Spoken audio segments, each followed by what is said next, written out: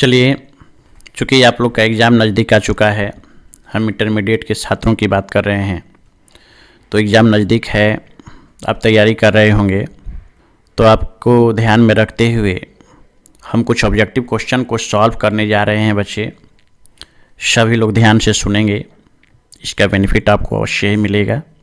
तो चलिए हम लोग पहले क्वेश्चन की ओर बढ़ते हैं। तो क्वेश्चन आप देख सकते हैं, दिया गया है विद्युत धारा के चुंबकीय प्रभाव की खोज निम्नलिखित में से किस वैज्ञानिक ने की थी। आपके सामने 4 ऑप्शन आ चुके हैं, जिनमें से पहला ऑप्शन है फ्लेमिंग, दूसरा है एम्पियर, तीसरा है ओस्टर्ड और चौथा है कूलाम। तो आपको याद होगा, जब विद्युत धारा के चुंबकीय प्रभाव चैप्टर को स्टार्ट किया गया था, तभी हम लोग प्रारंभ में ही देखे थे कि ओस्टर्ड ही वो वैज्ञानिक थे जिन्होंने कहा था कि भाई जब भी किसी चालक तार में विद्युत धारा प्रवाहित होती है तो वह चुंबकीय क्षेत्र उत्पन्न करता है। तो धारा और चुंबकीय प्रभाव के बीच सर्वप्रथम बात करने वाले कौन थे? ओस्टर्ड, यानी इनके खोजकर्ता हो गए ओस्टर्ड। तो आपका सही आंसर हो गया 100, ओस्टर्ड। चलिए अब हम लोग दूसरे क्वेश्चन की ओर बढ़ते हैं। तो क्वेश्चन आप देख सकते हैं, दिया गया है एक गतिमान आवेश उत्पन्न करता है।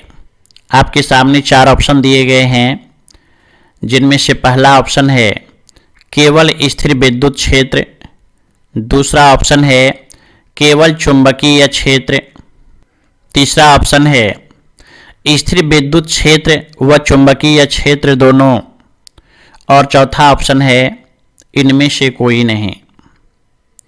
तो भाई कौन सा आंसर सही होगा? बच्चे आपको ये सब रटने की आवश्यकता नहीं है, साइंस है और साइंस में हर एक चीज़ों के पीछे कुछ कारण होता है। तो चलिए हम लोग जानते हैं कि कौन सा ऑप्शन सही है और क्यों सही है। तो याद होगा आपको, जब विद्युत क्षेत्र के बारे में पढ़ाया गया था तो समझाया गया था कि मान लिया जाए किसी बिंदु पर प्लस क्यू आवेश स्थित है और इस आवेश से r दूरी पर एक बिंदु P है और यहीं पर आपको विद्युत क्षेत्र का मान निकालना है। तो सूत्र आपको याद होगा, E = पढ़ाया गया है 1/4 pi epsilon not into Q/r²। तो आपने देखा कि आवेश चाहे चले चाहे रुका रहे, हर समय यह विद्युत क्षेत्र उत्पन्न करता है।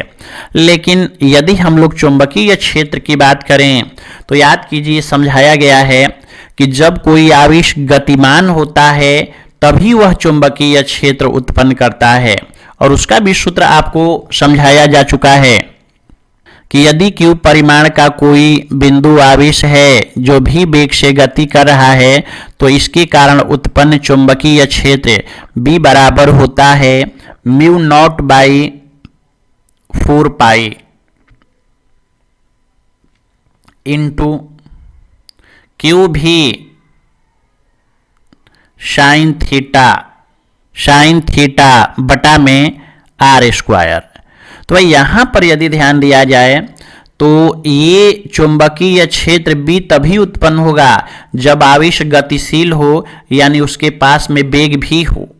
और यहाँ क्वेश्चन कह रहा है गतिमान स्वतंत्र आवेश। तो भाई जब गतिमान है तो इसके पास वेग भी होगा, और जब भी होगा तो यह चुंबकीय क्षेत्र भी उत्पन्न करेगा, और विद्युत क्षेत्र तो हर समय उत्पन्न होता है। यानी यहाँ पर आंसर हो गया 100, स्थिर विद्युत क्षेत्र व चुंबकीय क्षेत्र दोनों। चलिए अब हम लोग नेक्स्ट क्वेश्चन की ओर बढ़ते हैं। तो क्वेश्चन आप देख सकते हैं, दिया गया है चुंबकीय क्षेत्र में गतिमान कण का अपरिवर्तित रहता है। कौन सा चीज अपरिवर्तित रहता है? इसके लिए आपके सामने 4 ऑप्शन दिए गए हैं, जिनमें से पहला है वेग, दूसरा है केवल चाल, तीसरा है केवल गतिज ऊर्जा, और चौथा है चाल और गतिज ऊर्जा दोनों। तो चुंबकीय क्षेत्र में जब भी कोई गतिमान आवेश होता है तो आपको पता है कि उसका वेग बदलेगा, क्योंकि चुंबकीय क्षेत्र में जब आवेश गति करता है तो उस पर चुंबकीय बल लॉरेंज बल लगता है, और लॉरेंज बल की दिशा इसके वेग की दिशा के लंबवत होती है। तो लंबवत होने के कारण उसकी दिशा हर समय बदलती है, जबकि क्वेश्चन कह रहा है अपरिवर्तित, यानी वेग बदल रहा है, तो ये सही नहीं हुआ। चलिए अब चाल की बात की जाए तो चाल का मतलब वेग का परिमाण, वेग का मान। तो भाई वेग का मान थोड़ी ही बदलता है, वो तो दिशा बदलने के कारण वेग बदलता है, लेकिन वेग का परिमाण बदलता नहीं है, यानी चाल नहीं बदलता है। और आगे बढ़ा जाए तो गतिज ऊर्जा, आप जानते हैं गतिज ऊर्जा के बराबर होता है हाफ mv स्क्वायर। तो भाई यहाँ पर v का मतलब वेग या चाल कह सकते हैं, और यहाँ स्क्वायर है तो वैल्यू से मतलब है, मैग्नीट्यूड से मतलब है, डायरेक्शन से कोई लेना देना नहीं है। तो गतिज जब चाल नहीं बदलेगा तो गतिज ऊर्जा भी नहीं बदलेगी। यानी आपने देखा कि चाल भी अपरिवर्तित और गतिज ऊर्जा भी अपरिवर्तित। तो यहाँ से स्पष्ट होता है कि सही आंसर है द, चाल और गतिज ऊर्जा दोनों। तो चलिए अब हम लोग नेक्स्ट क्वेश्चन की ओर बढ़ते हैं। तो क्वेश्चन आप देख सकते हैं, दिया गया है एशियाई मात्रक में चुंबकशीलता की इकाई है। आपके सामने चार ऑप्शन प्रदर्शित किए गए होंगे। पहला है एम्पियर प्रति मीटर, दूसरा है एम्पियर मीटर, तीसरा है हेनरी प्रति मीटर, और चौथा है कोई मात्रक नहीं। तो चुंबकशीलता आपको पढ़ाया जा चुका है कि इसका मात्रक होता है हेनरी प्रति मीटर, यानी आंसर हो गया 100 हेनरी पर मीटर। चलिए अब हम लोग नेक्स्ट क्वेश्चन की ओर बढ़ते हैं। तो क्वेश्चन आप देख सकते हैं, स्क्रीन पर दिख रहा होगा। चुंबकशीलता की विमा है। आपके सामने चार ऑप्शन दिए गए हैं। पहला है m to the power 1, l to the power 1, t to the power 2, i to the power -2। दूसरा है m to the power 1, l to the power 1, t to the power -2, i to the power -2। तीसरा है m to the power 1, l to the power 1, t to the power 2, i to the power 1। और last m to the power 1, l to the power 1, t to the power 2, i to the power 2। तो भाई कौन सा answer सही होगा, इसको रटने की जरूरत नहीं है। आप साइंस पढ़ रहे हैं और जानते हैं कि मात्रक और विमा हम लोग फार्मूले से निकाल लिया करते हैं। तो चलिए निकाला जाए। आपको याद होगा, हम पढ़ा चुके हैं, धारावाही चालक तार के स्वल्पांश के कारण उत्पन्न चुंबकीय क्षेत्र लिखा जाता है कि dB is equal to mu naught by 4 pi into I DL sine theta by R square. तो भाई यहाँ पर साइन थीटा आप समझ सकते हैं, इसका कोई मात्रक और विमा नहीं होता है। उसी तरह से 4 पाई भी डायमेंशनलेस क्वांटिटी है, हटा दिया गया। तो यहाँ से लिख सकते हैं कि mu naught is equal to dB into R square बटा में I इंटू DL। अब आप ये भी समझ सकते हैं, यहाँ मात्रक लिखा जाए तो चुंबकीय क्षेत्र का मात्रक होता है न्यूटन प्रति एम्पियर मीटर। आर दूरी है और दूरी का मात्रक मीटर स्क्वायर है तो स्क्वायर। और नीचे की ओर विचार किया जाए तो आई के लिए एम्पियर ए और DL लंबाई है, स्वल्पांश की लंबाई, तो लंबाई के लिए मीटर यानी m। तो m गुणे m स्क्वायर होगा और ऊपर भी m स्क्वायर, तो ये m से m कैंसिल हो चुका है। अब हमारे पास रिजल्ट क्या बच गया, तो न्यूटन प्रति एम्पियर स्क्वायर। तो यहाँ पर यदि ध्यान दिया जाए तो आप कह सकते हैं कि जब हम लोग बीमा लिखेंगे तो लिख सकते हैं m to the power 1, l to the power 1, t to the power -2 और बटा में एम्पियर है तो I टू दी पावर 2। और जब यह ऊपर जाएगा तो यहाँ आ जाएगा I टू दी पावर -2। ये हो गया इसका बीमीय सूत्र, यानी M1 L1 T to the power -2 I to the power -2, यानी सही आंसर है बॉ। चलिए अब हम लोग नेक्स्ट क्वेश्चन की ओर बढ़ते हैं। तो क्वेश्चन आप देख सकते हैं, दिया गया है निम्नलिखित में से कौन ध्रुव प्रबलता का एसआई मात्रक है। आपके सामने 4 ऑप्शन दिए गए हैं। पहला है न्यूटन प्रति एम्पियर मीटर, दूसरा है न्यूटन, तीसरा है एम्पियर मीटर और चौथा ऑप्शन है टेस्ला। तो याद होगा आपको समझाया गया था कि चुंबकीय आघूर्ण कैपिटल एम बराबर होता है स्मॉल एम इंटू 2L। तो यहां पर जो स्मॉल एम है यही है ध्रुव प्रबलता, पोल स्ट्रेंथ। तो आप कह सकते हैं कि small M is equal to capital M by 2L। और यदि हमसे मात्रक पूछा जा रहा है तो चुंबकीय आघूर्ण एम का जब मात्रक लिखेंगे तो एम्पियर मीटर स्क्वायर, और आप जानते हैं यहाँ लंबाई है और लंबाई का मात्रक मीटर। कुछ बच्चे 2 पर विचार कर रहे होंगे तो ये तो न्यूमेरिकल वैल्यू है और न्यूमेरिकल वैल्यू का तो कोई मात्रक नहीं होता। तो यहाँ 1 एम से 1 एम कटेगा, यानी आपके सामने बच गया एम्पियर मीटर। तो सही आंसर है 100 एम्पियर मीटर। चलिए अब हम लोग नेक्स्ट क्वेश्चन को देखते हैं। क्वेश्चन नंबर 7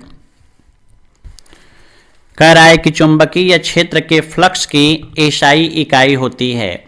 याद कीजिए चुंबकीय फ्लक्स आप लोग को पढ़ाया जा चुका है और चुंबकीय फ्लक्स के बारे में बतलाया गया है कि इसका एसआई मात्रक होता है वेबर, यानी यहाँ पर सही आंसर हो गया 2 वेबर। नेक्स्ट क्वेश्चन को देखा जाए तो आप देख सकते हैं निम्न में से कौन चुंबकीय क्षेत्र की बीमा है। यहाँ पर आपको चुंबकीय क्षेत्र की बीमा पूछी गई है और चारों ऑप्शन स्क्रीन पर दिखाई दे रहे होंगे। तो भाई कौन सा आंसर सही होगा। चुंबकीय क्षेत्र में स्थित धारावाही चालक तार पर लगने वाला बल यह बराबर होता है I/L/B साइन थीटा। तो भाई बीमा निकालना है तो साइन थीटा से कोई मतलब नहीं है। तो यहाँ से हम लोग कह सकते हैं कि B is equal to F बटा में IL। और आप जानते हैं यहाँ पर F बल है और बल का बीमीय सूत्र होता है M/L T to the power -2। और यहाँ पर I एम्पियर है, एम्पियर के लिए यहाँ पर दिया गया है I, तो लिख दिए I। और L लंबाई है तो लंबाई के लिए L, तो L से L कैंसिल होगा, यानी आपके सामने क्या बच गया। तो देख सकते हैं M to the power 1 T to the power -2 और I टू दी पावर -1। भाई ऊपर जाएगा तो पावर प्लस से क्या होगा माइनस। तो सही आंसर है, देखिए M to the power 1 I to the power -1 और T टू दी पावर -2, यानी पहला वाला आंसर सही है। और चलिए अब नेक्स्ट क्वेश्चन पर विचार किया जाए। तो देख सकते हैं क्वेश्चन दिया गया है निम्नलिखित में से कौन चुंबकीय प्रेरण की बीमा है। आपके सामने 4 ऑप्शन दिखाए गए हैं। तो भाई इनमें से कौन सा आंसर सही होगा। तो सबसे पहले समझिए चुंबकीय प्रेरण, चुंबकीय क्षेत्र को ही बोला गया है चुंबकीय प्रेरण। तो आप कह सकते हैं कि चुंबकीय क्षेत्र B बराबर होता है F बटा में M0, जहाँ M0 ध्रुव प्रबलता है। तो जब हम लोग बीमा लिखेंगे तो बल का बीमा आप जानते हैं M/L T to the power -2 और बटा में M0 ध्रुव प्रबलता है।